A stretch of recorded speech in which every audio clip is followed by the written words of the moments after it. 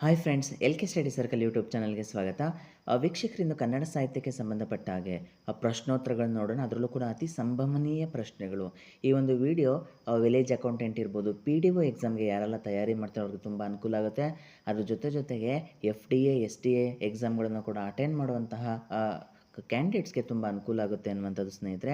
So ಇದು ಕೂಡ ತುಂಬ ಇಂಪಾರ್ಟೆಂಟ್ ಪಾರ್ಟ್ ಆಗುತ್ತೆ, ವಿಲೇಜ್ ಅಕೌಂಟೆಂಟ್ ಮತ್ತು specially for P D O ಅನ್ನುವಂಥದ್ದು. ಯಾಕಂದರೆ ಜನರಲ್ ಕನ್ನಡಕ್ಕೆ ಸಂಬಂಧಪಟ್ಟಾಗೆ ಓನ್ಲಿ ಗ್ರಾಮರ್ ಅಷ್ಟೇ ಎಲ್ಲ ಕೇಳೋದು. ಕನ್ನಡ ಸಾಹಿತ್ಯಕ್ಕೆ ಸಂಬಂಧಪಟ್ಟಾಗೆ 10ರಿಂದ 13, 14, ಮ್ಯಾಕ್ಸಿಮಮ್ 15 ಕ್ವಶನ್ಗಳು ಕೂಡ ರೈಸ್ ಆಗುವಂಥ ಅವಕಾಶ ಇದೆ. ದಯವಿಟ್ಟು ಈ ವಿಡಿಯೋನ ಕಂಪ್ಲೀಟಾಗಿ ನೋಡಿ. ಈ ಮುಖಾಂತರ ಆಲ್ಮೋಸ್ಟ್ ಒಂದು 16ರಿಂದ 18 ಕವಿ ಪರಿಚಯಗಳು ನಿಮಗೆ ಸಿಗ್ತಾ ಹೋಗುತ್ತೆ ಅನ್ನುವಂಥದ್ದು. ದಯವಿಟ್ಟು ಸ್ನೇಹಿತರೆ, ಯಾರೇನೋ L K study circle YouTube channel subscribe ಮಾಡ್ಕೊಂಡಿಲ್ಲ, ದಯವಿಟ್ಟು ಸಬ್ಸ್ಕ್ರೈಬ್ ಮಾಡ್ಕೊಳ್ಳಿ ಅಂತ ಹೇಳ್ತಾ ಬನ್ನಿ ಸ್ನೇಹಿತರೆ, ಮೊದಲನೇ ಪ್ರಶ್ನೆ ನೋಡ್ತಾ ಹೋಗೋಣ. ರಗಳೆ ಕವಿ ಎಂದು ಪ್ರಸಿದ್ಧನಾಗಿರುವವರು ಯಾರು ಅನ್ನುವಂಥದ್ದು ಪ್ರಶ್ನೆ. Options 1 Raghavanka, option 2 Basavanna, option 3 Lakshmisha, option 4 Harihara ಅನ್ನುವಂಥದ್ದು. ಸೊ ಪ್ರಶ್ನೆನ ಕರೆಕ್ಟಾಗಿ ನೀವು ಕ್ಲಿಯರಾಗಿ ಓದ್ಕೊಳ್ತಾ ಹೋಗಬೇಕಾಗುತ್ತೆ. ರಗಳೆ ಕವಿ ಅಂತೇಳಿ ಯಾರು ಪ್ರಸಿದ್ಧಿಯಾಗಿದ್ದಾರೆ ಅನ್ನುವಂಥದ್ದು. ಸೊ ರಗಳೆ ಕವಿ ಅಂತೇಳಿ ಪ್ರಸಿದ್ಧಿಯಾಗಿರುವಂಥವರು ಹರಿಹರ ಅಂತ ಹೇಳ್ಬೋದಾಗುತ್ತೆ ಸ್ನೇಹಿತರೆ, ಇಲ್ಲಿ ಕೊಟ್ಟಿರ್ತಕ್ಕಂಥ 4 ಆಪ್ಷನ್ಗಳ ಕವಿ ಪರಿಚಯನ ಒನ್ ಬೈ ಒನ್ ತಿಳಿತಾ ಹೋಗೋಣ. ಈ ಮುಖಾಂತರ ಇನ್ನಿತರೆ ಪ್ರಶ್ನೆಗಳಿಗೂ ಕೂಡ ನಾವು ಉತ್ತರಿಸುವಂಥ ಒಂದು ಕೇಪಬಿಲಿಟಿ ನಮ್ಮಲ್ಲಿ ಬರ್ತಾ ಹೋಗುತ್ತೆ ಅನ್ನುವಂಥದ್ದು. ಸೊ ಮೊದಲನೇದಾಗಿ ನೋಡ್ತಾ ಹೋಗೋಣ. ರಗಳೆ ಕವಿ ಆಪ್ಷನಲ್ಲಿ ಇರ್ತಕ್ಕಂಥ ರಾಘವಾಂಕ ಈತನ ಕಾಲ ಕ್ರಿಸ್ತಶಕ 1125 ಅನ್ನುವಂಥದ್ದು. ರಾಘವಾಂಕ ಜನಿಸಿರ್ತಕ್ಕಂತಹ ಸ್ಥಳ ಯಾವುದಪ್ಪ ಅಂದರೆ ಹಂಪಿ ಅಂತ ಹೇಳ್ಬೋದಾಗುತ್ತೆ.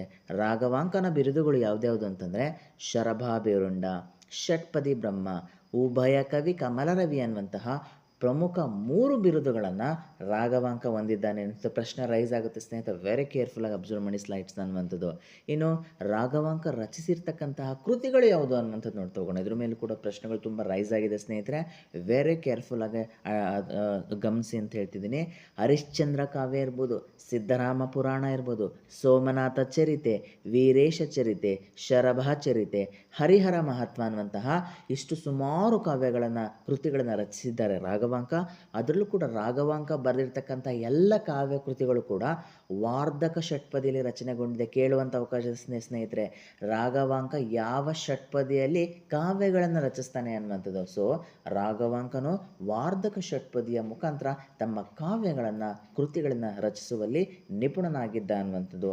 ಇನ್ನು ಅದೇ ರೀತಿ ಬಸವಣ್ಣನವರ ಬಗ್ಗೆ ತಿಳಿತಾ ಹೋಗೋಣ ಸ್ನೇಹಿತರೆ. ಸೊ ಬಸವಣ್ಣ ಅಂದ ತಕ್ಷಣ ನಮಗೆ ನೆನಪಾಗ್ತಕ್ಕಂಥದ್ದು ಅವರು ಭಕ್ತ ಭಂಡಾರಿ ಅನ್ನುವಂಥದ್ದು. ಸೊ ಬಸವಣ್ಣನವರು ಹುಟ್ಟಿರ್ತಕ್ಕಂತಹ ಸ್ಥಳ ಯಾವುದಪ್ಪ ಅಂದರೆ ಬಸವನ ಬಾಗೇವಾಡಿಯಲ್ಲಿ ಅವರು ಜನಿಸ್ತಾ ಇದ್ರೆ. ತಂದೆ ಮಾದರಸ, ತಾಯಿ ಮಾದಲಾಂಬಿಕೆ ಅಂತ ಹೇಳ್ಬೋದು. ಸೊ ಭಕ್ತ ಭಂಡಾರಿ ಎಂದೇ ಹೆಸರುವಾಸಿಯಾಗಿರ್ತಕ್ಕಂಥದ್ದು ಬಸವಣ್ಣನವರು ಅನ್ನುವಂಥದ್ದು ಸ್ನೇಹಿತರೆ. ಸೊ ಬಸವಣ್ಣನವ್ರ ಬಗ್ಗೆ ಕೂಡ ನಾವು ತಿಳಿತಾ ಹೋಗಬೇಕಾಗುತ್ತೆ. ಸುಮಾರು ಪ್ರಶ್ನೆಗಳು ಜಿ ಕೆಯಲ್ಲೂ ಕೂಡ ಕೇಳುವಂಥ ಅವಕಾಶ ಇದೆ ಇವರ ಬಗ್ಗೆ ಅನ್ನುವಂಥದ್ದು. ಇನ್ನು ಬಸವಣ್ಣನವರ ಅಂಕಿತ ನಾಮ ಯಾವುದಪ್ಪ ಅಂತಂದರೆ ಕೂಡಲ ಸಂಗಮ ದೇವ ಅನ್ನುವಂಥದ್ದಾಗುತ್ತೆ. ಇನ್ನು ಕಾಯಕವೇ ಕೈಲಾಸ ಅನ್ನುವಂತಹ ಕಾಯಕವೇ ಕೈಲಾಸ ಅನ್ನುವಂಥದ್ದು ಬಸವಣ್ಣನವರ ಮೂಲ ತತ್ವ ಅಂತಕ್ಕಂಥದ್ದು. ಅವರೆಲ್ಲ ಕಡೆನೂ ಅದನ್ನೇ ಕೂಡ ಹೇಳ್ಕೊಂಡು ಬಂದಿದ್ದಾರೆ ಅನ್ನುವಂಥದ್ದು. ಇನ್ನು ಬಸವಣ್ಣನವರ ಕುರಿತಾಗಿ ಕೆಲವು ಕೃತಿಗಳನ್ನು ಬರೆದಿದ್ದಾರೆ. ಅದರಲ್ಲೂ ಕೂಡ ಕಾರ್ನಾಡ್ ಅವರು ತಲೆದಂಡ ಅನ್ನುವಂತಹ ಕೃತಿಯನ್ನು ರಚಿಸಿದರೆ, ಲಂಕೇಶ್ ಅವರು ಸಂಕ್ರಾಂತಿ ಅನ್ನುವಂತಹ ಕೃತಿಯನ್ನು ಬರೆದಿದ್ದಾರೆ ಅನ್ನುವಂಥದ್ದು. ಇನ್ನು ಭೀಮಕವಿ ಬಸವ ಪುರಾಣ ಅನ್ನುವಂತಹ ಕೃತಿಯನ್ನು ಬಸವಣ್ಣನವರ ಕುರಿತಾಗಿ ರಚಿಸಿದ್ದಾರೆ ಅನ್ನುವಂಥದ್ದು. ಇದನ್ನು ಕೂಡ ಪ್ರಶ್ನೆಗಳು ರೈಸ್ ಆಗುವಂಥ ಅವಕಾಶ ಇದೆ. ಸೊ 3 ಕೃತಿಗಳು ಬಸವಣ್ಣನವರ ಕುರಿತಾಗಿ ರಚಿಸಲಾಗಿದೆ ಅನ್ನುವಂಥದ್ದು. ಅದರಲ್ಲೂ ಕೂಡ ಅವರ ಅಂಕಿತ ನಮ್ಮ ನೆನಪಿಡಲೇಬೇಕು, ಕೂಡಲ ಸಂಗಮ ದೇವ ಅನ್ನುವಂಥದ್ದಾಗುತ್ತೆ ಸ್ನೇಹಿತರೆ ಏನು ಬಸವಣ್ಣನವರು ಕೆಲವು ಸ್ಟೇಟ್ಮೆಂಟ್ಗಳನ್ನ ಹೇಳಿದ್ದಾರೆ. ಸೊ ಆ ಸ್ಟೇಟ್ಮೆಂಟ್ಗಳು ತುಂಬ ಇಂಪಾರ್ಟೆಂಟ್ ಆಗುತ್ತೆ, ಅದನ್ನ ಕೇಳ್ತಾ ಹೋಗ್ತಾರೆ ಅನ್ನುವಂಥದ್ದು. ಉಳ್ಳವರು ಶಿವಾಲಯ ಮಾಡುವರು, ನಾನೇನು ಮಾಡಲ್ಲಯ್ಯ ಬಡವನಯ್ಯ ಅನ್ನುವಂಥದ್ದು. ಕಳಬೇಡ ಕೊಲಬೇಡ, ಉಸಿಯ ನುಡಿಯಲು ಬೇಡ, ತನ್ನ ಬಣ್ಣಿಸಬೇಡ, ಇದಿರ ಅಳಿಯಲು ಬೇಡ ಅನ್ನುವಂತಹ ಸ್ಟೇಟ್ಮೆಂಟ್ ಇರ್ಬೋದು. ಅದ್ರ ಜೊತೆಗೆ ದಯವೇ ಧರ್ಮದ ಮೂಲವಯ್ಯ, ದಯ ಬೇಕು ಸಕಲ ಜೀವಾತ್ಮರ್ಗರಿ ಅನ್ನುವಂಥದ್ದು. ನುಡಿದರೆ ಮುತ್ತಿನ ಆರದಂತಿರಬೇಕು, ನುಡಿದರೆ ಸ್ಫಟಿಕದ ಸಲಿಕೆ ಅಂತಿರಬೇಕು ಅನ್ನುವಂಥದ್ದು. ಇನ್ನೂ ತುಂಬ ಇದೆ ಸ್ನೇಹಿತರೆ. ಹಾವಿನ ಬಾಯ ಕಪ್ಪೆ ಹಸಿದು ಆರುವ ನೊಣಕ್ಕೆ ಆಸೆ ಮಾಡುವಂತೆ ಅನ್ನುವಂಥದ್ದು ಇರ್ಬೋದು. ಕಲ್ಲನಾಗರ ಕಂಡರೆ ಹಾಲೆರುವರಯ್ಯ, ದೆಟನಾಗರ ಬಂದರೆ ಕೊಲ್ಲೆರೆಂಬರಯ್ಯ ಅನ್ನುವಂತಹ ಸುಮಾರು ಅವರ ವಚನಗಳು ತುಂಬ ಪ್ರಾಮುಖ್ಯತೆಯನ್ನು ಪಡ್ಕೊಂಡಿದೆ ಸ್ನೇಹಿತರೆ. ಅದರಿಂದ ಅದನ್ನು ಕೂಡ ನಾವು ತಿಳಿತಾ ಹೋಗಬೇಕಾಗುತ್ತೆ ಬಸವಣ್ಣನವರ ಬಗ್ಗೆ ಅನ್ನುವಂಥದ್ದು. ಇನ್ನು ಸ್ನೇಹಿತರೆ ಹರಿಹರನ ಬಗ್ಗೆ ನಾವು ತಿಳಿತಾ ಹೋಗೋಣ. ಸ್ನೇಹಿತರೆ ಇನ್ನು ಲಕ್ಷ್ಮೀಶನ ಬಗ್ಗೆ ತಿಳಿದು ಹೋಗೋಣ. ಲಕ್ಷ್ಮೀಶ ವಾರ್ಧಕ ಷಟ್ಪದಿಯ ಅದ್ವಿತೀಯ ಕವಿ ಅಂತ ಹೇಳ್ಬೋದಾಗುತ್ತೆ. ಸೊ ಲಕ್ಷ್ಮೀಶ ಜನಿಸಿರ್ತಕ್ಕಂಥದ್ದು ರಾಯಚೂರು ಜಿಲ್ಲೆಯ ಸುರಪುರದವರು ಅಂತ ಹೇಳ್ಬೋದಾಗುತ್ತೆ. ಸೊ ಲಕ್ಷ್ಮೀಶರ ಕಾಲ ಯಾವುದಪ್ಪ ಅಂತಂದರೆ ಕ್ರಿಸ್ತಶಕ 1600ರ ಕಾಲ ಆಗಿತ್ತು ಲಕ್ಷ್ಮೀಶ ಅವ್ರದ್ದು ಅನ್ನುವಂಥದ್ದು. ಸೊ ಲಕ್ಷ್ಮೀಶ ಅವರಿಗೆ ಕವಿಚೂತವನ ಚೈತ್ರ ಅನ್ನುವಂತಹ ಬಿರುದನ್ನು ಹೊಂದಿದ್ರು ಅನ್ನುವಂಥದ್ದು ಕೇಳುವಂಥ ಅವಕಾಶ ಇದೆ. ಕವಿಚೂತವನ ಚೈತ್ರ ಯಾರು ಈ ಬಿರುದನ್ನು ಹೊಂದಿದ್ರು ಅನ್ನುವಂಥದ್ದು, ಅದರಲ್ಲೂ ಕೂಡ ಲಕ್ಷ್ಮೀಶ ವಾರ್ಧಕ ಷಟ್ಪದಿಯಲ್ಲಿ ಜೈಮಿನಿ ಭಾರತ ಅನ್ನುವಂತಹ ಒಂದು ಏಕೈಕ ಕೃತಿಯನ್ನು ರಚಿಸಿದ್ರು ಅನ್ನುವಂಥದ್ದು ವಿಶೇಷ ಆಗ್ತದೆ ಸ್ನೇಹಿತರ ಲಕ್ಷ್ಮೀಶರ ಬಗ್ಗೆ. ಇನ್ನು ಹರಿಹರರ ಬಗ್ಗೆ ತಿಳಿತಾ ಹೋಗೋಣ. ಸೊ ಹರಿಹರ ಅನ್ನುವಂಥದ್ದು ಈತರು ಕನ್ನಡ ಸಾಹಿತ್ಯದ ನೂತನ ಯುಗ ಪ್ರವರ್ತಕನೆಂದು ಪ್ರಸಿದ್ಧನಾಗಿದ್ದ. ಅದರಲ್ಲೂ ಕೂಡ ಹರಿಹರ ಜನಿಸಿದ್ದು ಹಂಪಿಯಲ್ಲಿ ಅನ್ನುವಂಥದ್ದು. ಈತನಿಗೆ ಆಶ್ರಯದಾತ ಯಾರಪ್ಪ ಅಂತಂದರೆ ಹೊಯ್ಸಳ ರಾಜ ನರಸಿಂಹ ಬಲ್ಲಾಳ ಅಂತ ಹೇಳ್ಬೋದಾಗುತ್ತೆ. ಯಾರು? ಹೊಯ್ಸಳ ರಾಜ ನರಸಿಂಹ ಬಲ್ಲಾಳನ ಒಂದು ಆಶ್ರಯದಲ್ಲಿ ಹರಿಹರರು ಇದ್ದರು ಅನ್ನುವಂಥದ್ದಾಗುತ್ತೆ ಸ್ನೇಹಿತರೆ ಹರಿಹರ ಬಗ್ಗೆ ಇನ್ನಷ್ಟು ಮಾಹಿತಿನ ತಿಳಿತಾ ಹೋಗೋಣ. ಸೊ ಹರಿಹರನಿಗೆ ಬಿರುದು ಏನಿತ್ತಪ್ಪ ಅಂತಂದರೆ ಶಿವಕವಿ ಎನ್ನುವಂತಹ ಬಿರುದನ್ನು ಹೊಂದಿದ್ದಾರೆ. ಅದರಲ್ಲೂ ಕೂಡ ಇವರು ರಚಿಸಿರ್ತಕ್ಕಂಥ ಕೃತಿಗಳು ತುಂಬ ಇಂಪಾರ್ಟೆಂಟ್ ಹೋಗುತ್ತೆ. ರಕ್ಷಾಶತಕ, ಪಂಪಾಶತಕ, ರಗಳೆಗಳು, ಗಿರಿಜಾ ಕಲ್ಯಾಣ, ಮುಡಿಗೆ ಅಷ್ಟಕ ಅನ್ನುವಂಥದ್ದು. ಸೊ ನಮಗೆಲ್ಲ ಗೊತ್ತಿರೋ ಹಾಗೆ ರಗಳೆ ಕವಿ ಯಾರಪ್ಪ ಅಂತಂದರೆ ಹರಿಹರ ಅಂತ ಹೇಳ್ಬೋದು. ಈತ ರಗಳೆಗಳನ್ನು ರಚಿಸುವಲ್ಲಿ ಎಕ್ಸ್ಪರ್ಟ್ ಆಗಿದ್ದ ಅನ್ನುವಂಥದ್ದಾಗುತ್ತೆ. ಇನ್ನು ಮುಂದಿನ ಪ್ರಶ್ನೆ ನೋಡ್ತಾ ಹೋಗೋಣ, ತುಂಬ ಇಂಪಾರ್ಟೆಂಟ್ ಆಗಿರ್ತಕ್ಕಂಥ ಪ್ರಶ್ನೆ. ಸೊ ರಾಷ್ಟ್ರಕವಿ ಎಂಬ ಬಿರುದು ಗಳಿಸಿದವರು ಯಾರು ಅನ್ನುವಂಥದ್ದು ಪ್ರಶ್ನೆ. Options 1 Kuvempu, options 2 Da Ra Bendre, options 3 Muddanna, option 4 KS Narasimhaswamy. So ರಾಷ್ಟ್ರಕವಿ ಎಂಬ ಬಿರುದನ್ನು ಗಳಿಸಿದವರು ಯಾರು ಅನ್ನುವಂಥದ್ದು ಪ್ರಶ್ನೆ ಆಗುತ್ತೆ. ಸೊ ರಾಷ್ಟ್ರಕವಿ ಎಂಬ ಬಿರುದನ್ನು ಗಳಿಸಿರ್ತಕ್ಕಂಥದ್ದು ಕುವೆಂಪು ಅಂತ ಹೇಳ್ಬೋದು. ಕುವೆಂಪು ಅವರು 2ನೇ ರಾಷ್ಟ್ರಕವಿ ಅಂತ ಹೇಳ್ಬೋದಾಗುತ್ತೆ ಸ್ನೇಹಿತರೆ. ಅದರಲ್ಲೂ ಕೂಡ ಮೊದಲ ರಾಷ್ಟ್ರಕವಿ ಯಾರಪ್ಪ ಅಂತಲೂ ಕೂಡ ಕೇಳುವಂಥ ಅವಕಾಶ ಇದೆ. ಮೊದಲ ರಾಷ್ಟ್ರಕವಿ ಅಂತಂದರೆ ಮಂಜೇಶ್ವರ ಗೋವಿಂದ ಪೈ ಅವರ ಜಯಂತಿಯ ಅಂದು ಅವರಿಗೆ ಗೌರವಪೂರ್ವಕವಾಗಿ ಅವರನ್ನು ಕನ್ನಡದ ಮೊದಲ ರಾಷ್ಟ್ರಕವಿ ಅಂತೇಳಿ ಘೋಷಿಸಲಾಯಿತು. ಅದೇ ರೀತಿ ಕುವೆಂಪು ಅವರನ್ನು 1964ರಲ್ಲಿ ಕುವೆಂಪುರನ್ನು 2ನೇ ರಾಷ್ಟ್ರಕವಿ ಎಂದು ಘೋಷಿಸಲಾಯಿತು. ಅದೇ ರೀತಿ GS ಶಿವರುದ್ರಪ್ಪ ಅವರನ್ನು ಕೂಡ ರಾಷ್ಟ್ರಕವಿ ಎಂದು ಘೋಷಿಸಲಾಗಿದೆ 2009ರಲ್ಲಿ ಅನ್ನುವಂಥದ್ದು ಕರ್ನಾಟಕ ಸರ್ಕಾರ ಅನ್ನುವಂಥದ್ದು. ಸ್ನೇಹಿತರೆ ಅದೇ ರೀತಿ ಕುವೆಂಪು ಅವ್ರ ಬಗ್ಗೆ ಇನ್ನಷ್ಟು ಅಗಲವಾಗಿ ತಿಳಿತಾ ಹೋಗೋಣ. 1904ರಲ್ಲಿ ಕುವೆಂಪು ಅವರು ಜನಿಸ್ತಾರೆ ಶಿವಮೊಗ್ಗದ ತೀರ್ಥಹಳ್ಳಿಯಲ್ಲಿ. ಕುವೆಂಪು ಅಂತಂದರೆ ಕುಪ್ಪಳ್ಳಿ ವೆಂಕಟಪ್ಪ ಪುಟ್ಟಪ್ಪ ಅಂತ ಹೇಳ್ಬೋದು ಆಗುತ್ತೆ. ಇವರನ್ನು 2ನೇ ರಾಷ್ಟ್ರಕವಿ ಅಂತ ಹೇಳಿ ಕರಿಬೋದಾಗುತ್ತೆ ಸ್ನೇಹಿತರೆ.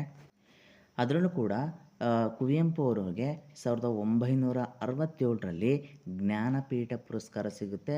ಇವರ ಶ್ರೀ ರಾಮಾಯಣ ದರ್ಶನಂ ಅನ್ನುವಂತಹ ಮಹಾಕಾವ್ಯಕ್ಕೆ ಅನ್ನುವಂಥದ್ದು. ಸೊ ಎಷ್ಟು ಮಾಹಿತಿ ತುಂಬ ಇಂಪಾರ್ಟೆಂಟ್ ಆಗುತ್ತೆ ಸ್ನೇಹಿತರೆ ಕುವೆಂಪು ಅವರ ಬಗ್ಗೆ ಅನ್ನುವಂಥದ್ದು. ಇನ್ನು ಕುವೆಂಪು ಅವರು ಬರೆದಿರ್ತಕ್ಕಂತಹ ಕೃತಿಗಳು ಯಾವುದು, ಮತ್ತು ಅವರು ಬರೆದಿರ್ತಕ್ಕಂತಹ ನಾಟಕ ಇರ್ಬೋದು, ಕಾದಂಬರಿಗಳಿರ್ಬೋದು, ಇನ್ನಿತರ ಅವರಿಗೆ ಸಿಕ್ಕಿರ್ತಕ್ಕಂಥ ಪುರಸ್ಕಾರಗಳು ಯಾವುದು ಅನ್ನುವಂಥದ್ದನ್ನು ಹೇಳಿ ತಿಳಿತಾ ಹೋಗೋಣ. ಸೊ ಕುವೆಂಪು ಅವರು ಬರೆದಿರ್ತಕ್ಕಂಥ ಕವನ ಸಂಕಲನಗಳು ಯಾವುದಪ್ಪ ಅಂತಂದರೆ ಅಮಲನ ಕತೆ, ಕೊಳಲು, ಪಕ್ಷಿಕಾಶಿ, ಬೊಮ್ಮನಹಳ್ಳಿ ಕಿಂದರಿ ಜೋಗಿ, ಮತ್ತು ಪಂಚಜನ್ಯ, ಪ್ರೇಮ ಕಾಶ್ಮೀರ ಅನ್ನುವಂಥದ್ದು ಕವನ ಸಂಕಲನ ಅಂತ ಆಯಿತು. ಅಂದರೆ ಇನ್ನು ನಾಟಕಗಳು ಜಲಗಾರ, ಯಮನ ಸೋಲು, ಬೆರಳ್ಗೆ ಕೊರಳು, ಬಲಿದಾನ, ಚಂದ್ರಹಾಸ ಅನ್ನುವಂಥದ್ದು ನಾಟಕ ಆಗುತ್ತೆ. ಇನ್ನು ಕಾದಂಬರಿಗಳು ಬರೆದಿದ್ದಾರೆ ಮಲೆಗಳಲ್ಲಿ ಮದುಮಗಳು, ಕಾನೂರು ಹೆಗ್ಗಡತಿ, ತುಂಬ ಇಂಪಾರ್ಟೆಂಟ್ ಆಗ್ತಾ ಹೋಗುತ್ತೆ ಸ್ನೇಹಿತರೆ. ಅದರಲ್ಲೂ ಕೂಡ ಇವರ ಆತ್ಮಕಥೆ ಯಾವುದಪ್ಪ ಅಂತಂದರೆ ನೆನಪಿನ ದೋಣಿಯಲ್ಲಿ, ಇದು ಕೂಡ ತುಂಬ ಇಂಪಾರ್ಟೆಂಟ್ ಆಗ್ತಾ ಹೋಗುತ್ತೆ. ಸುಮಾರು ಪ್ರಶ್ನೆ ಪತ್ರಿಕೆಗಳಲ್ಲಿ ರಿಪೀಟೆಡ್ ಆಗಿದೆ.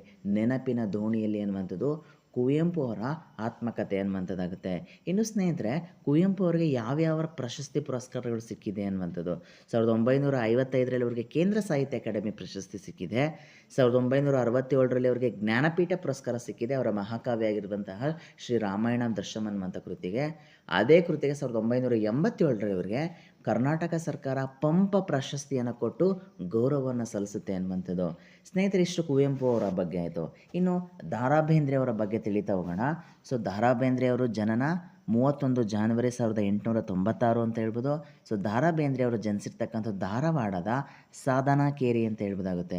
ಸೊ ದ ರಾ ಬೇಂದ್ರೆ ದತ್ತಾತ್ರೇಯ ರಾಮಚಂದ್ರ ಬೇಂದ್ರೆ ಫುಲ್ ಫಾರ್ಮಲ್ಲೂ ಕೂಡ ಕೆಲವು ಟೈಮ್ ಕೇಳುವಂಥ ಅವಕಾಶ ಇದೆ, ಅದನ್ನು ಕೂಡ ತಿಳಿತಾ ಹೋಗಬೇಕಾಗುತ್ತೆ. ಸೊ ಜ್ಞಾನಪೀಠವನ್ನು ಸ್ವೀಕರಿಸಿರುವಂತಹ ಎರಡನೇ ಕನ್ನಡಿಗ ಅಂತ ಹೇಳ್ಬೋದಾಗುತ್ತೆ.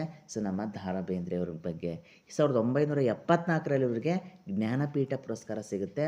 ಅದರಲ್ಲೂ ಕೂಡ ಇವರ ನಾಲ್ಕು ತಂತಿ ಎನ್ನುವಂತಹ ಒಂದು ಕವನ ಸಂಕಲನಕ್ಕೆ ಜ್ಞಾನಪೀಠ ಪುರಸ್ಕಾರ ಇವರಿಗೆ ಲಭಿಸುತ್ತೆ ಅನ್ನುವಂಥದ್ದು. ಸ್ನೇಹಿತರೆ, ದ ರಾ ಬೇಂದ್ರೆ ಅವರ ಕವನ ಸಂಕಲನಗಳು ಯಾವುದಪ್ಪ ಅಂತಂದರೆ ಕೃಷ್ಣಕುಮಾರಿ, ಘರಿ, ಕಾಮಕಸ್ತೂರಿ, ಸಖಿ ಗೀತ, ಉಯ್ಯಾಲೆ, ನಾದಲೀಲೆ, ಮೇಘದೂತ, ಗಂಗಾವತರಣ, ಅರುಳು ಮರುಳು, ಮುಗಿಲ ಮಲ್ಲಿಗೆ ಅನ್ನುವಂತಹ ಕವನ ಸಂಕಲನದಲ್ಲಿ ನಾಲ್ಕು ತಂತಿ ಎನ್ನುವಂತಹ ಕವನ ಸಂಕಲನಕ್ಕೆ ಜ್ಞಾನಪೀಠ ಪುರಸ್ಕಾರ ಸಿಗ್ತಾ ಇದೆ ಅನ್ನುವಂಥದ್ದು. ಜೊತೆಗೆ ಇವರು ಕೂಡ ನಾಟಕಗಳನ್ನು ರಚಿಸಿದ್ದಾರೆ. ಅದರಲ್ಲೂ ಕೂಡ ತಿರುಕನ ಪಿಡುಗು, ಉದ್ಧಾರ, ನಗೆಯ ಉಗೆ, ಉಚ್ಚಾಟಗಳು, ಹೊಸ ಸಂಸಾರ ಅನ್ನುವಂತಹ ನಾಟಕಗಳಾದರೆ ಇವರು ಬರೆದಿರ್ತಕ್ಕಂಥ ಕಾದಂಬರಿ ಯಾವುದಪ್ಪ ಅಂತಂದರೆ ನಿರಾಭರಣ ಸುಂದರಿ, ಮಾತೆಲ್ಲ ಜ್ಯೋತಿ ಅನ್ನುವಂತಹ ಸುಮಾರು ಕಾದಂಬರಿಗಳನ್ನು ಕೂಡ ದ ರಾ ಬೇಂದ್ರೆ ಅವರು ರಚಿಸಿದ್ದಾರೆ ಅನ್ನುವಂಥದ್ದು. ಅದರಲ್ಲೂ ಕೂಡ ದ ರಾ ಬೇಂದ್ರೆ ಅಂತಂದರೆ ದತ್ತಾತ್ರೇಯ ರಾಮಚಂದ್ರ ಬೇಂದ್ರೆ ಅಂತ ತಿಳಿಬೇಕಾಗುತ್ತೆ. ಇವರು ಧಾರವಾಡದವರು ಅನ್ನುವಂಥದ್ದು. ನಾಲ್ಕು ತಂತಿ ಅನ್ನುವಂಥ ಕವನ ಸಂಕಲನಕ್ಕೆ ಅವರಿಗೆ ಜ್ಞಾನಪೀಠ ಪುರಸ್ಕಾರ ಸಿಕ್ಕಿದೆ ಅನ್ನುವಂಥ ತುಂಬ ಇಂಪಾರ್ಟೆಂಟ್ ಆಗುತ್ತೆ ಸ್ನೇಹಿತರೆ. ಅದೇ ರೀತಿ ಇವರಿಗೆ ಸಿಕ್ಕಿರ್ತಕ್ಕಂಥ ಪ್ರಶಸ್ತಿ ಪುರಸ್ಕಾರಗಳು ಯಾವುದಪ್ಪ ಅಂತಂದರೆ 1957ರಲ್ಲಿ ಇವರಿಗೆ ಅರಳು ಮರಳು ಅನ್ನುವಂತಹ ಕೃತಿಗೆ ಕೇಂದ್ರ ಸಾಹಿತ್ಯ ಅಕಾಡೆಮಿ ಪ್ರಶಸ್ತಿಯನ್ನು ಪಡ್ಕೋತಾರೆ. 1974ರಲ್ಲಿ ನಾಲ್ಕು ತಂತಿ ಅನ್ನುವಂಥ ಕವನ ಸಂಕಲನಕ್ಕೆ ಜ್ಞಾನಪೀಠ ಪುರಸ್ಕಾರ. ಅದರಲ್ಲೂ ಕೂಡ ದ ರಾ ಬೇಂದ್ರೆ ಅವ್ರನ್ನ ವರಕವಿ ಅಂತೇಳಿ ಕೂಡ ಬಿರುದಾಂಕಿತರಾಗಿದ್ದಾರೆ ಅನ್ನುವಂಥದ್ದಾಗುತ್ತೆ. ಕೇಳ್ತಾರೆ ಅವಕಾಶನ. ಸೊ ಈ ಕೆಳಗಿರೋರಲ್ಲಿ ವರಕವಿ ಯಾರು ಅಥವಾ ವರಕವಿ ಎಂಬ ಬಿರುದನ್ನು ಹೊಂದಿರುವವರು ಯಾರು? ಸೊ ವರಕವಿ ಅಂತಂದರೆ as we know that Da Ra Bendre ಅಂತ ಹೇಳ್ಬೋದಾಗುತ್ತೆ ಸ್ನೇಹಿತರೆ. ಇನ್ನು ಮುಂದಿನ ಆಪ್ಷನಲ್ಲಿ ಕೊಟ್ಟಿರುವ ಹಾಗೆ ಮುದ್ದಣ್ಣ. ಸೊ ಮುದ್ದಣ್ಣನವರ ಬಗ್ಗೆ ತಿಳಿತಾ ಹೋಗೋಣ. ಸೊ ಜನನ 1869 ಜನವರಿ 24. ಸೊ ಮುದ್ದಣ್ಣನವರು ಜನಿಸಿರ್ತಕ್ಕಂಥದ್ದು ಉಡುಪಿಯ ನಂದಳಿಕೆಯಲ್ಲಿ ಅನ್ನುವಂಥದ್ದು. ಸೊ ಮುದ್ದಣ್ಣನವರ ನಿಜ ನಾಮ ಲಕ್ಷ್ಮೀನಾರಾಯಣ ಅಂತ ಹೇಳ್ಬೋದಾಗುತ್ತೆ. ಅದರಲ್ಲೂ ಕೂಡ ಇವರ ರತ್ನಾವತಿ ಕಲ್ಯಾಣ 1890ರಲ್ಲಿ ರಚಿಸ್ತಾರೆ. ಕುಮಾರ ವಿಜಯ ಅನ್ನುವಂತಹ ಕೃತಿಯನ್ನು 1892ರಲ್ಲಿ ರಚಿಸ್ತಾರೆ. ತುಂಬ ಇಂಪಾರ್ಟೆಂಟ್ ಆಗುತ್ತೆ ಸ್ನೇಹಿತರೆ. ಸೊ ರತ್ನಾವತಿ ಕಲ್ಯಾಣ, ಕುಮಾರ ವಿಜಯನ ನೆನಪಿಟ್ಕೊಳ್ಳೇಬೇಕಾಗುತ್ತೆ. ಜೊತೆಗೆ ಇವರು ರಚಿಸ್ತಾರೆ ಅದ್ಭುತ ರಾಮಾಯಣ 1894ರಲ್ಲಿ ರಚಿಸ್ತಾರೆ ಸ್ನೇಹಿತರೆ. ಶ್ರೀರಾಮ ಪಟ್ಟಾಭಿಷೇಕ 1897ರಲ್ಲಿ. ಅದರಲ್ಲೂ ಕೂಡ ಶ್ರೀರಾಮಶ್ವಮೇಧ ಅನ್ನುವಂತಹ ಇಷ್ಟು ಕೃತಿಗಳನ್ನು ಅವರು ರಚಿಸುವಲ್ಲಿ ತುಂಬ ನಿರತರಾಗಿದ್ದು ಅನ್ನುವಂಥದ್ದನ್ನು ತಿಳಿತಾ ಹೋಗಬೇಕಾಗತ್ತೆ ಸ್ನೇಹಿತರೆ. ಇನ್ನು ಮುಂದಿನ ಪ್ರಶ್ನೆ ನೋಡ್ತಾ ಹೋಗೋಣ. ಇನ್ನು ಕನ್ನಡದ ಕಣ್ವ ಅಂತೇಳಿ ಬಿರುದಾಂಕಿತರಾಗಿರುವಂಥದ್ದು option 1 BM Shri, option 2 Teenam Shri, option 3 Putina, option 4 Masti ಅನ್ನುವಂಥದ್ದು. ಸೊ ಕನ್ನಡದ ಕಣ್ವ ಅನ್ನುವಂತಹ ಈ ಹೆಸರನ್ನು ಹೊಂದಿರುವವರು ಯಾರಪ್ಪ ಅಂತಂದರೆ ನಮಗೆಲ್ಲ ಗೊತ್ತಿರೋ ಹಾಗೆ BM ಶ್ರೀ ಅಂತ ಹೇಳ್ಬೋದಾಗುತ್ತೆ ಸ್ನೇಹಿತರೆ. ಇವ್ರುಗಳ ಬಗ್ಗೆನೂ ಕೂಡ ನಾವು ತಿಳಿತಾ ಹೋಗೋಣ. ಯಾಕಂದರೆ ಎಕ್ಸಾಮಲ್ಲಿ ಇದ್ರ ಬಗ್ಗೆನೂ ಕೂಡ ಪ್ರಶ್ನೆಗಳು ತುಂಬ ರೈಸ್ ಆಗ್ತಾ ಹೋಗುತ್ತೆ ಸ್ನೇಹಿತರೆ. ಸೊ BM ಶ್ರೀಕಂಠಯ್ಯನವರನ್ನು ನಾವು ಕನ್ನಡದ ಕಣ್ವ ಅಂತೇಳಿ ಕರಿತಾ ಹೋಗ್ತಿದ್ದೀವಿ ಸ್ನೇಹಿತರೆ. ಇನ್ನು ತೀನಂ ಶ್ರೀ ಅಂತಂದರೆ ಏನು ಅಂತ ಹೇಳ್ಬೋದಾಗುತ್ತೆ ಅಂತಂದರೆ ಆಚಾರ್ಯ ತೀರ್ಥಂಪುರ ನಂಜುಂಡಯ್ಯ ಶ್ರೀಕಂಠಯ್ಯ ಅಂತ ಹೇಳ್ಬೋದಾಗುತ್ತೆ. ಪೂತಿನ ಅಂದರೆ ಪುರೋಹಿತ ತಿರುನಾರಾಯಣ ನರಸಿಂಹಾಚಾರ್ ಅಂತ ಹೇಳ್ಬೋದು. ಮಾಸ್ತಿ ಅಂತಂದರೆ ಸೊ ಮಾಸ್ತಿ ವೆಂಕಟೇಶ ಅಯ್ಯಂಗಾರ್ ಅಂತ ಹೇಳ್ಬೋದಾಗುತ್ತೆ ಸ್ನೇಹಿತರೆ. ಇಲ್ಲಿ ನೋಡ್ತಾ ಹೋಗಿ ತೀನಂ ಶ್ರೀ ಅವ್ರ ಬಗ್ಗೆ ನಾವು ತಿಳಿತಾ ಹೋಗೋಣ. ಸೊ ಆಚಾರ್ಯ ತೀರ್ಥಂಪುರ ನಂಜುಂಡಯ್ಯ ಶ್ರೀಕಂಠಯ್ಯ ಅವರು ಕಾಲ 1906ರಲ್ಲಿ ಜನಿಸ್ತಾರೆ. ಬಟ್ ಇವರ ನಿಧನ 1996 ಅನ್ನುವಂಥದ್ದು. ಸೊ ತೀನಂ ಶ್ರೀ ಅವರು ಜನನ ಸ್ಥಳ ಯಾವುದಪ್ಪ ಅಂತಂದರೆ ತುಮಕೂರಿನ ತೀರ್ಥಪುರ ಅಂತ ಹೇಳ್ಬೋದು. ಇವರ ಕವನ ಸಂಕಲನ ಒಲುಮೆ ಮತ್ತು ಬೀಡು ಮತ್ತು ಅನ್ನುವಂಥದ್ದಾಗುತ್ತೆ. ಇನ್ನು ಇವರು ಬರೆದಿರ್ತಕ್ಕಂತಹ ನಾಟಕ ಯಾವುದಪ್ಪ ಅಂತಂದರೆ ರಾಕ್ಷಸನ ಮುದ್ರಿಕೆ ಅನ್ನುವಂಥದ್ದಾಗುತ್ತೆ. ಅದರಲ್ಲೂ ಕೂಡ ತೀನಂ ಶ್ರೀ ಅವರ ತುಂಬ ಪ್ರಮುಖವಾಗಿರ್ತಕ್ಕಂಥದ್ದು ಕನ್ನಡದ ಕೊಡುಗೆ ಅಂತಂದರೆ ಕನ್ನಡ ಮಾಧ್ಯಮ ವ್ಯಾಕರಣ. ಸುಮಾರು ಟೈಮ್ ನಾವೇ ರೆಫರ್ ಮಾಡೋಕ್ಕೆ ಹೇಳಿರ್ತೀವಿ. ಕನ್ನಡ ಮಾಧ್ಯಮ ವ್ಯಾಕರಣವನ್ನು ಓದ್ಕೊಂಡು ಈ ಜನರಲ್ ಕನ್ನಡವನ್ನು ನಾವು ಅಟೆಂಡ್ ಮಾಡ್ಬೋದು ಅನ್ನುವಂತಹದ್ದನ್ನು ಕೂಡ ಸುಮಾರು ಟೈಮ್ ಹೇಳಿದ್ದೀನಿ ಅನ್ನುವಂಥದ್ದು. ಕನ್ನಡ ಮಾಧ್ಯಮ ವ್ಯಾಕರಣವನ್ನು ಕೂಡ ಇವರ ಒಂದು ಸಾಧನೆ ಅಂತ ಹೇಳ್ಬೋದು. ಜೊತೆಗೆ ಭಾರತೀಯ ಕಾವ್ಯ ಮೀಮಾಂಸಾ ಅನ್ನುವಂತಹ ಕೃತಿಗೆ ಪಂಪ ಪ್ರಶಸ್ತಿ ಸಿಕ್ಕಿದೆ. ಅದರಲ್ಲೂ ಕೂಡ ಇವರ ಜೀವನ ಚರಿತ್ರೆ ಯಾವುದಪ್ಪ ಅಂತಂದರೆ ಇಂಡಿಯನ್ ಪಯೋಟಿಕ್ಸ್ ಅನ್ನುವಂಥದ್ದನ್ನು ಕೂಡ ಇವರ ಒಂದು ಜೀವನ ಚರಿತ್ರೆ ಇದೆ ಅನ್ನುವಂಥದ್ದಾಗುತ್ತೆ ಸ್ನೇಹಿತರೆ. ಸೊ ತೀನಂ ಶ್ರೀ ಅವ್ರ ಬಗ್ಗೆ ಇಷ್ಟು ನಾವು ತಿಳಿತಾ ಹೋಗಬೇಕಾಗುತ್ತೆ. ಅವರ ನಾಟಕ ರಾಕ್ಷಸನ ಮುದ್ರಿಕೆ ಕನ್ನಡ ಮಾಧ್ಯಮ ವ್ಯಾಕರಣವನ್ನು ರಚಿಸಿದ್ದಾರೆ. ಇವರ ಭಾರತೀಯ ಕಾವ್ಯ ಮೀಮಾಂಸೆಗೆ ಪಂಪ ಪ್ರಶಸ್ತಿನೂ ಕೂಡ ಲಭಿಸಿದೆ ಅನ್ನುವಂಥ ತುಂಬ ಇಂಪಾರ್ಟೆಂಟ್ ಆಗುತ್ತಾ ಹೋಗುತ್ತೆ. ಇವರ ಜೀವನ ಚರಿತ್ರೆ ಇಂಡಿಯನ್ ಪಯೋಟಿಕ್ಸ್ ಅನ್ನುವಂಥದ್ದಾಗುತ್ತೆ ಸ್ನೇಹಿತರೆ. ಇನ್ನು BM ಶ್ರೀ ಅವ್ರ ಬಗ್ಗೆ ತಿಳಿತಾ ಹೋಗೋಣ. ಸೊ BM ಶ್ರೀ ಅವರ ಕಾಲ 1884 ಅನ್ನುವಂಥದ್ದು. ಸೊ BM ಶ್ರೀ ಅವರು ಹುಟ್ಟಿರ್ತಕ್ಕಂಥದ್ದು ತುಮಕೂರು ಜಿಲ್ಲೆಯ ಸಂಪಿಗೆ ಅಂತ ಒಂದು ಪ್ರದೇಶದಲ್ಲಿ. ಸೊ ಬಿರುದು ಇವರಿಗಿರ್ತಕ್ಕಂಥದ್ದು ಆ್ಯಸ್ ವಿ ನೋ ದ್ಯಾಟ್ ಕನ್ನಡದ ಕಣ್ವ ಅಂತ ಹೇಳ್ಬೋದಾಗುತ್ತೆ ಸ್ನೇಹಿತರೆ. ಸೊ ಇವರ ನಾಟಕಗಳು ಯಾವುದಪ್ಪ ಅಂತಂದರೆ ಗದಾಯುದ್ಧ ನಾಟಕ, ಅಶ್ವತ್ಥಾಮನ್, ಪಾರಸಿಕರು ನಾಟಕ ಅನ್ನುವಂಥದ್ದು ಇವರ ಪ್ರಮುಖ ನಾಟಕಗಳಲ್ಲಿ ಬಿ ಎಂ ಶ್ರೀ ಅವರ ಈ 3 ನಾಟಕ ಆ ಪ್ರಾಮುಖ್ಯತೆಯನ್ನು ಪಡ್ಕೊಳ್ಳುತ್ತೆ ಅನ್ನುವಂಥದ್ದಾಗುತ್ತೆ ಸ್ನೇಹಿತರೆ. ಇನ್ನು ಬಿ ಎಂ ಶ್ರೀ ಅವರು ಇವರ ಒಂದು ಕವನ ಸಂಕಲನಗಳು ಯಾವುದಪ್ಪ ಅನ್ನುವಂಥದ್ದು ನೋಡ್ತಾ ಹೋಗೋಣ. 1921ರಲ್ಲಿ ಇಂಗ್ಲೀಷ್ ಗೀತೆಗಳು ಅನ್ನುವಂಥದ್ದು ಇವರ ಪ್ರಮುಖ ಕವನ ಸಂಕಲನ ಆಗುತ್ತೆ ಸ್ನೇಹಿತರೆ. ಜೊತೆಗೆ ಇವರ ಒಂದು ಸಂಪಾದಿತ ಗ್ರಂಥ ಯಾವುದಪ್ಪ ಅಂತಂದರೆ 1938ರಲ್ಲಿ ಕನ್ನಡ ಬಾವುಟ ಅನ್ನುವಂಥದ್ದು ಒಂದು ಸಬ್ಜೆಕ್ಟ್ಗೆ ಸಂಬಂಧಪಟ್ಟ ಕನ್ನಡ ಬಾವುಟ ಅನ್ನುವಂಥದ್ದು ಇವರ ಒಂದು ಸಂಪಾದಿತ ಗ್ರಂಥ ಆಗುತ್ತೆ. ಸೊ ಅದು ಕೂಡ ತುಂಬ ಇಂಪಾರ್ಟೆಂಟ್ ಆಗ್ತಾ ಹೋಗುತ್ತೆ ಸ್ನೇಹಿತರೆ. ಸೊ ಬಿ ಎಂ ಶ್ರೀ ಅವ್ರ ಬಗ್ಗೆ ಅನ್ನುವಂಥದ್ದು. ಸೊ ಈ ಥರದ ಯಾವುದೇ ರೀತಿಯಾದಂತಹ ಕವಿಗಳ ಬಗ್ಗೆನೂ ಕೂಡ ಅವರು ಬರೆದಿರ್ತಕ್ಕಂಥ ಕವನ ಸಂಕಲನ ಇರ್ಬೋದು, ಅವರ ಕವಿ ಪರಿಚಯ ಇರ್ಬೋದು, ಅವರು ಹುಟ್ಟಿರ್ತಕ್ಕಂಥ ಸ್ಥಳ, ಅವರ ಕಾಲ, ಅವರ ಬಿರುದು ಇರ್ಬೋದು, ಅವ್ರಿಗಿರ್ತಕ್ಕಂತಹ ಪ್ರಶಸ್ತಿಗಳ ಬಗ್ಗೆನೂ ಕೂಡ ನಾವು ತಿಳಿತಾ ಹೋಗಬೇಕಾಗುತ್ತೆ ಅನ್ನುವಂಥದ್ದು. ಇನ್ನು ಪೂತಿನ ಅಂತಂದರೆ ಪುರೋಹಿತ ತಿರುನಾರಾಯಣ ನರಸಿಂಹಾಚಾರ್ ಅಂತ ಹೇಳ್ಬೋದಾಗುತ್ತೆ. ಸೊ ಪೂತಿನ ಅವರು ಒಂದು ಕಾಲ ಯಾವುದಪ್ಪ ಅಂತಂದರೆ 1887, ಇವರು ಮಂಡ್ಯದ ಮೇಲುಕೋಟೆಯವರು ಅಂತ ಹೇಳ್ಬೋದಾಗುತ್ತೆ.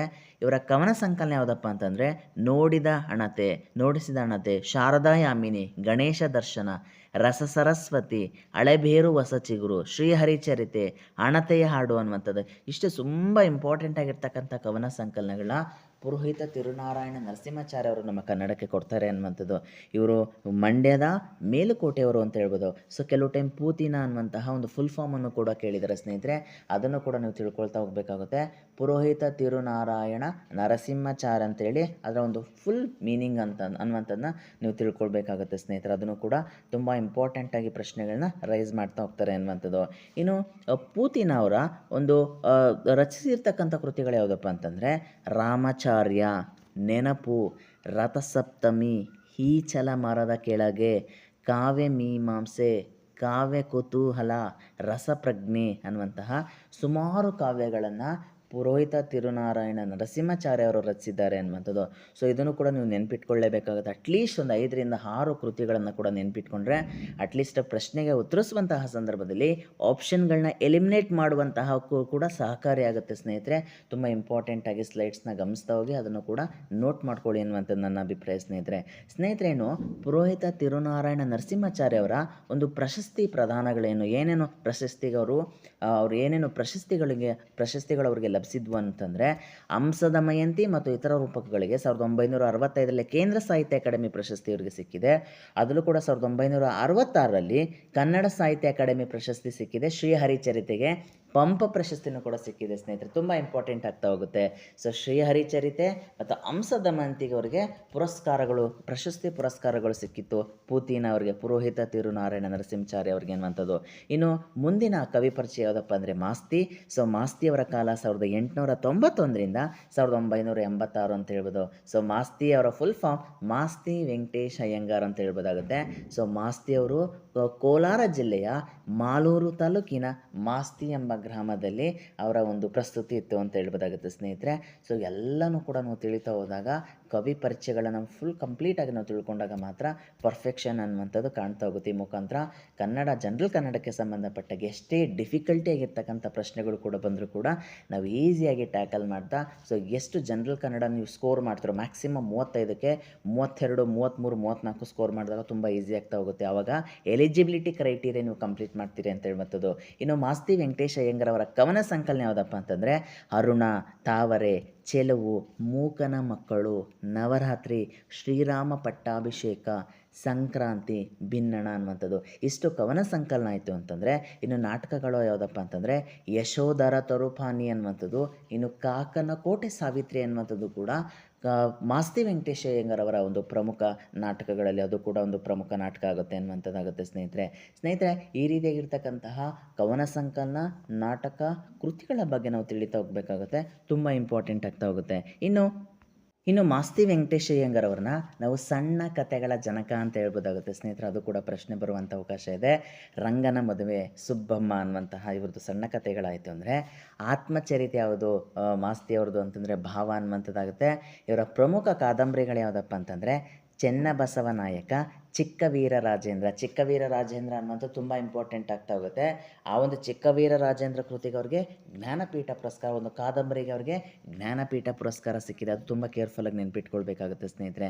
ಸ್ನೇಹಿತರೆ, ಮಾಸ್ತಿ ವೆಂಕಟೇಶ ಅಯ್ಯಂಗಾರ್ ಅವರಿಗೆ 1968ರಲ್ಲಿ ಸಣ್ಣ ಕಥೆಗಳಿಗೆ ಕೇಂದ್ರ ಸಾಹಿತ್ಯ ಅಕಾಡೆಮಿ ಪ್ರಶಸ್ತಿ, ಅದರಲ್ಲೂ ಕೂಡ ಜ್ಞಾನಪೀಠ ಪುರಸ್ಕಾರ ಇವರಿಗೆ. ಸ್ನೇಹಿತರೆ, ಮಾಸ್ತಿ ವೆಂಕಟೇಶ ಅಯ್ಯಂಗಾರ್ ಅವರಿಗೆ ಚಿಕ್ಕವೀರ ರಾಜೇಂದ್ರ ಅನ್ನುವಂಥ ಕಾದಂಬರಿಗೆ 1983ರಲ್ಲಿ ಇವರಿಗೆ ಜ್ಞಾನಪೀಠ ಪುರಸ್ಕಾರ ಲಭಿಸುತ್ತೆ ಅನ್ನುವಂಥದ್ದು. ಸೊ ಈ ರೀತಿಯಾಗಿರ್ತಕ್ಕಂಥ ಪ್ರಶಸ್ತಿಗಳ ಬಗ್ಗೆಯೂ ಕೂಡ ನಾವು ಕೇರ್ಫುಲ್ಲಾಗಿ ತಿಳಿತಾ ಹೋಗಬೇಕಾಗುತ್ತೆ ಸ್ನೇಹಿತರೆ. ತುಂಬ ಇಂಪಾರ್ಟೆಂಟ್ ಆಗ್ತಾ ಹೋಗುತ್ತೆ ಎಕ್ಸಾಮ್ ಪಾಯಿಂಟ್ ಆಫ್ ವ್ಯೂಯಿಂದ. ಸೊ ಮಾಸ್ತಿ ವೆಂಕಟೇಶ ಅಯ್ಯಂಗಾರ್ ಅವ್ರನ್ನ ಸಣ್ಣ ಕಥೆಗಳ ಜನಕ ಅಂತ ಹೇಳ್ಬೋದಾಗುತ್ತೆ. 1929ರಲ್ಲಿ ಇವರು ಬೆಳಗಾವಿಯ 15ನೇ ಸಮ್ಮೇಳನದ ಅಧ್ಯಕ್ಷರಾಗಿದ್ದರು ಅನ್ನುವಂಥದ್ದು. ಸೊ ಅವರ ಆತ್ಮಕಥನ ಭಾವ ಅನ್ನುವಂಥದ್ದಾಗುತ್ತೆ ಸ್ನೇಹಿತರೆ. ಇನ್ನು ಮುಂದಿನ ಪ್ರಶ್ನೆ ನೋಡ್ತಾ ಹೋಗೋಣ. ಮಂದ್ರ ಕಾದಂಬರಿಯನ್ನು ಬರೆದವರು ಯಾರು ಅನ್ನುವಂಥದ್ದು ಪ್ರಶ್ನೆ ಆಗ್ತಾ ಹೋಗುತ್ತೆ. So option 1 Shivaram Karanth, option 2 B Kuvempu, option 3 S L. Bhyrappa, option 4 Triveni. ಸ್ನೇಹಿತರೆ, ಮಂದ್ರ ಕಾದಂಬರಿಯನ್ನು ಬರೆದಿರುವವರು as we know that option C S L. Bhyrappa. So S L. ಭೈರಪ್ಪನವರು ಮಂದ್ರ ಕಾದಂಬರಿಯನ್ನು ಬರೆದಿದ್ದಾರೆ ಅನ್ನುವಂಥದ್ದಾಗುತ್ತೆ ಸ್ನೇಹಿತರೆ. ಇನ್ನು ಮಿಕ್ಕಿರುವಂತಹ ಶಿವರಾಮ್ ಕಾರಂತ್ ಮತ್ತು ಆಲ್ರೆಡಿ ಕುವೆಂಪು ಅವರ ಬಗ್ಗೆ ನಾವು ತಿಳಿದಿದ್ದೀವಿ. ಇನ್ನು ಎಸ್.ಎಲ್. ಭೈರಪ್ಪ ಮತ್ತು ತ್ರಿವೇಣಿ ಅವರ ಬಗ್ಗೆ ಕೂಡ ತಿಳಿತಾ ಹೋಗೋಣ ಸ್ನೇಹಿತರೆ. ಸೊ ಮೊಟ್ಟ ಮೊದಲನೇದಾಗಿ ನಾವು ತಿಳಿತಾ ಹೋಗೋಣ ಶಿವರಾಮ್ ಕಾರಂತ್. ಸೊ ಮೊದಲ ಕವಿ ಪರಿಚಯ ಶಿವರಾಮ್ ಕಾರಂತ್ರವರು 1902 ಅಕ್ಟೋಬರ್ 10ರಂದು ಉಡುಪಿ ಜಿಲ್ಲೆಯ ಕೋಟದಲ್ಲಿ ಜನಿಸ್ತಾರೆ ಅನ್ನುವಂಥದ್ದು.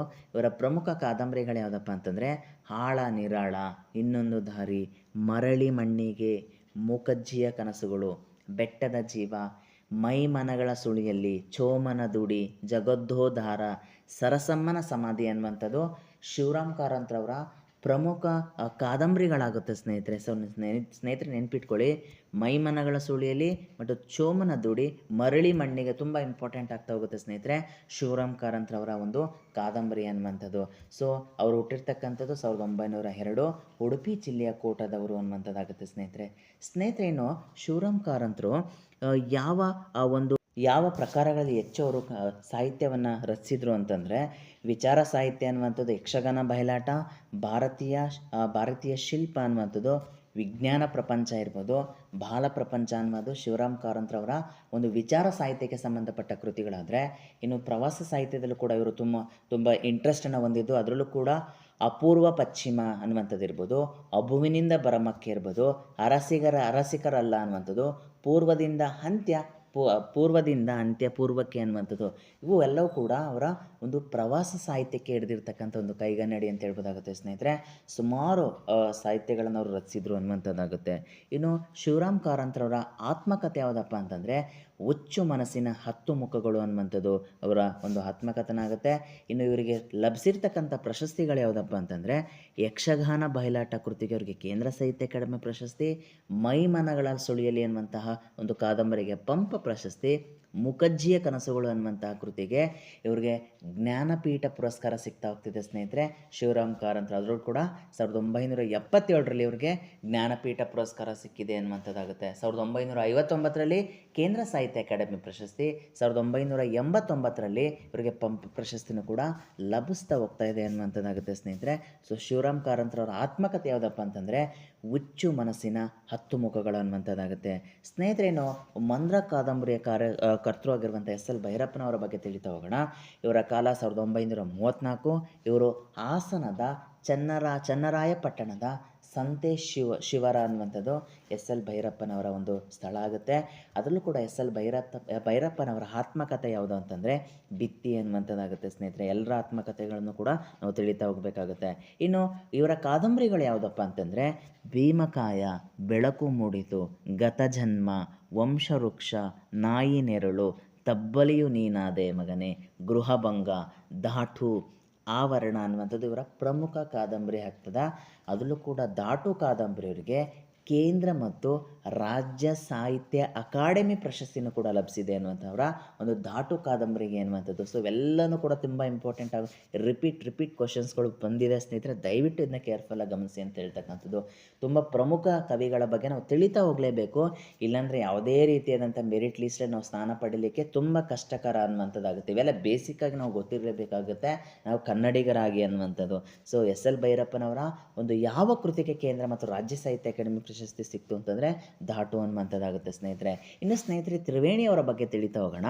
ಸೊ ಮೇಡಮ್ ತ್ರಿವೇಣಿಯವರು ಅನಸೂಯ ಶಂಕರ್ ಅಂತವರ ಮೂಲನಾಮ ಅನ್ನುವಂಥದ್ದು.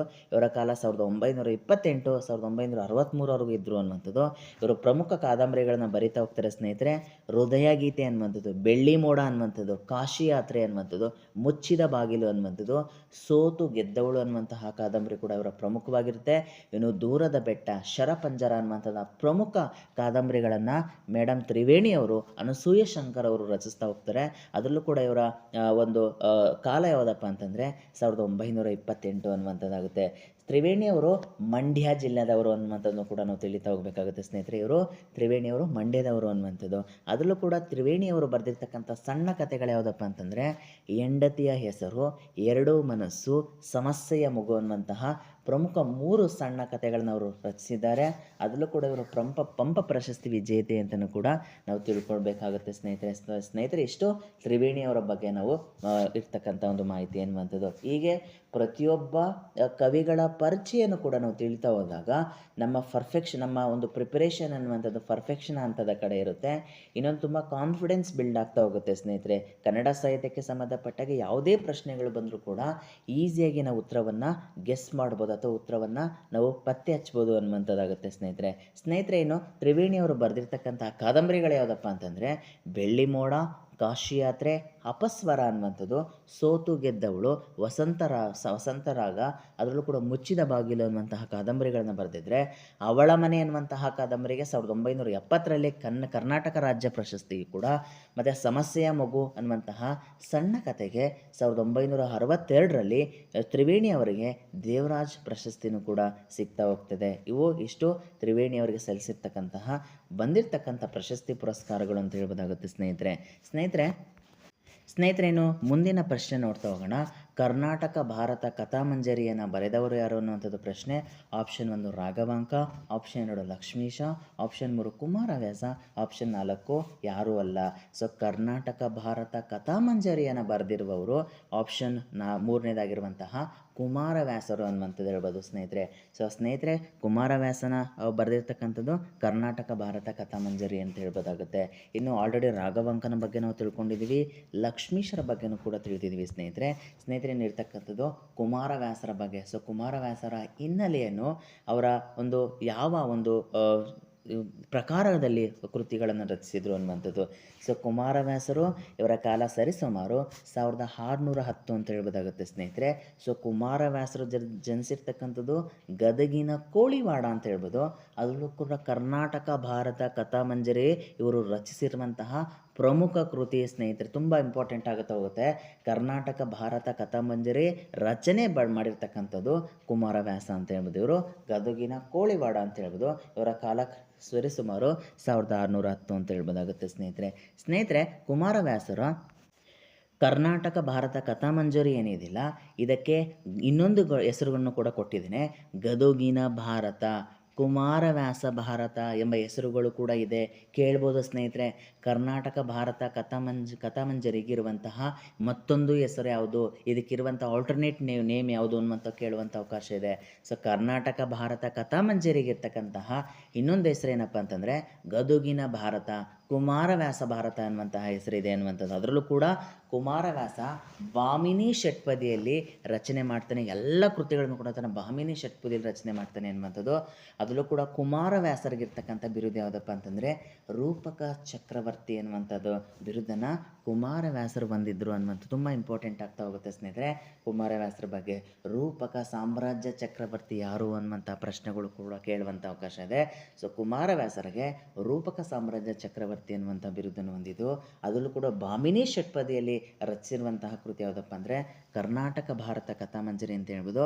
ಇನ್ನು ಕರ್ನಾಟಕ ಭಾರತ ಕಥಾಮಂಜರಿಗೆ ಇರ್ತಕ್ಕಂಥ ಇನ್ನೊಂದು ಹೆಸರು ಯಾವುದಪ್ಪ ಅಂತಂದರೆ ಗದಗಿನ ಭಾರತ, ಕುಮಾರವ್ಯಾಸ ಭಾರತ ಎಂಬ 2 ಹೆಸರನ್ನು ಕರ್ನಾಟಕ ಭಾರತ ಕಥಾಮಂಜರಿ ಹೊಂದಿದೆ. ಅದರಲ್ಲೂ ಕೂಡ ಕರ್ನಾಟಕ ಭಾರತ ಕಥಾಮಂಜರಿಯನ್ನು ಗದುಗಿನ ಕೋಳಿವಾಡದವರಾಗಿರುವಂತಹ ಕುಮಾರವ್ಯಾಸರು ರಚಿಸಿದ್ರು ಅನ್ನುವಂಥದ್ದು ಇಂಪಾರ್ಟೆಂಟ್ ಆಗ್ತಾ ಹೋಗುತ್ತೆ ಸ್ನೇಹಿತರೆ. ಇಷ್ಟು ಒಟ್ಟಾರೆಯಾಗಿ ಒಂದು 16ರಿಂದ 17 18 ಮ್ಯಾಕ್ಸಿಮಮ್ ಕವಿ ಪರಿಚಯಗಳನ್ನು ನಾವು ನೋಡಿದ್ದೀವಿ ಸ್ನೇಹಿತರೆ. ಸೊ ಈ ವಿಡಿಯೋ ನಿಮಗೆ ದಯವಿಟ್ಟು ಇಷ್ಟ ಆಯಿತು ಅಂದರೆ ಲೈಕ್ ಮಾಡಿ. ಲೈಕ್ ಮಾಡಿದಷ್ಟು ಜನರಿಗೆ ತುಂಬ ಶೇರ್ ಆಗ್ತಾ ಹೋಗುತ್ತೆ, ಎಲ್ಲರೂ ಕೂಡ ಈ ವಿಡಿಯೋ ಸಿಗ್ತಾ ಹೋಗುತ್ತೆ ಅನ್ನುವಂಥದ್ದು. ಅದರಲ್ಲೂ ಕೂಡ ಯಾರೆಲ್ಲ ಈ ವಿಡಿಯೋ ನೋಡೋರಿಗೆ ಧನ್ಯವಾದಗಳು. ಸೊ ಈ ವಿಡಿಯೋಗೆ ಸಂಬಂಧಪಟ್ಟ ಏನಾದರೂ ನಿಮ್ಮ ಅಭಿಪ್ರಾಯ ಇತ್ತು ಅಂದರೆ ದಯವಿಟ್ಟು ಹಂಚ್ಕೊಳ್ಳಿ ಸ್ನೇಹಿತರೆ. ಸೊ ನೀವು ಹೆಚ್ಚು ವಿಡಿಯೋಗಳನ್ನು ನೋಡಿ ಲೈಕ್ ಮಾಡಿದಷ್ಟು ನಾನು ಇನ್ನೂ ಹೆಚ್ಚಿನ ವಿಡಿಯೋಗಳನ್ನ ಕೊಡುವಂಥ ಒಂದು ಪ್ರಯತ್ನ ಇರುತ್ತೆ LK ಸ್ಟಡಿ ಸರ್ಕಲಲ್ಲಿ. ಸೊ ಯಾರಿನ್ನೂ LK ಸ್ಟಡಿ ಸರ್ಕಲ್ ಯೂಟ್ಯೂಬ್ ಚಾನಲ್ನ ಸಬ್ಸ್ಕ್ರೈಬ್ ಮಾಡಿಲ್ಲ, ದಯವಿಟ್ಟು ಸಬ್ಸ್ಕ್ರೈಬ್ ಮಾಡಿ, ಶೇರ್ ಮಾಡಿ, ಲೈಕ್ ಮಾಡಿ, ಸಪೋರ್ಟ್ ಮಾಡಿ ಸ್ನೇಹಿತರೆ, ಈ ಒಂದು ನನ್ನ ಸಣ್ಣ ಪ್ರಯತ್ನಕ್ಕೆ ಅಂತ ಹೇಳ್ತಾ.